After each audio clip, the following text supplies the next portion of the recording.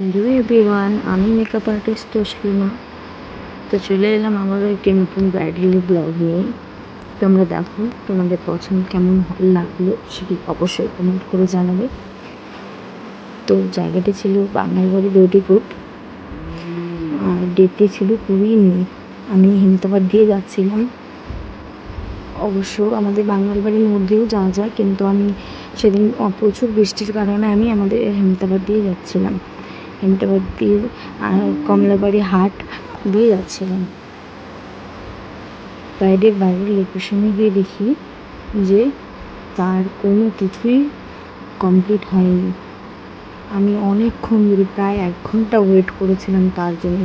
তাদের দেখি ফটোশ্যুট চলতেছিল। ফাইনালি সে যখন আসে তখন তার আমি শাড়ি র্যাপিং আর হেয়ার স্টাইল করে নিই। তোমরা সবাই জানো যে আমি এটা ফার্স্ট ডে করি।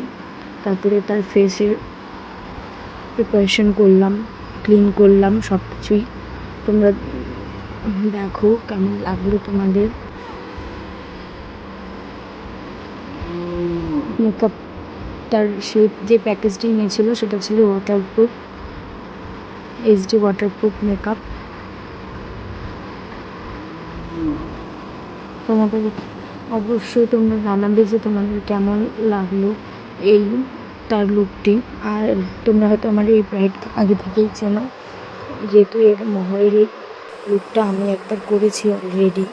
তো তার এত পছন্দ হয়েছে তার বাড়ির লোকে। তো সে আমাকে ফোন করে বলে, দিদি তুমি 20 তারিখ আর 21 তারিখ ফাঁকা আছো? আমার বিয়ে আছে সেদিন, তোমাকেই কিন্তু আমি বুক করব, আমার বাড়ির লোক তোমাকেই বুক করতে বলছে। তখন আমি বললাম ঠিক আছে, আমি তো ফাঁকাই আছি। তখন সে আমাকে কনফার্ম করে। তো তারও পছন্দ হয়েছিল সেই লুকটি। আর এই ব্লগটি দিতে আমার অনেকই দেরি হয়ে গেল, কারণ খুব ব্যস্ত ছিলাম আমি এই কয়েকদিন। তার জন্য এখন আমি পোস্ট করেছি এই ব্লগটা। তো তোমরা অবশ্যই জানাবে ব্লগটা কেমন হলো। আর যারা যারা নিজেদের স্পেশাল দিনে আমাকে বুক করতে চাও অবশ্যই কন্ট্যাক্ট করতে পারো। আর আমাদের লাইন চলে গেছিলো তখন আবার তার বাড়িতে সেদিন প্রচুর লাইনে ডিস্টার্ব হচ্ছিলো।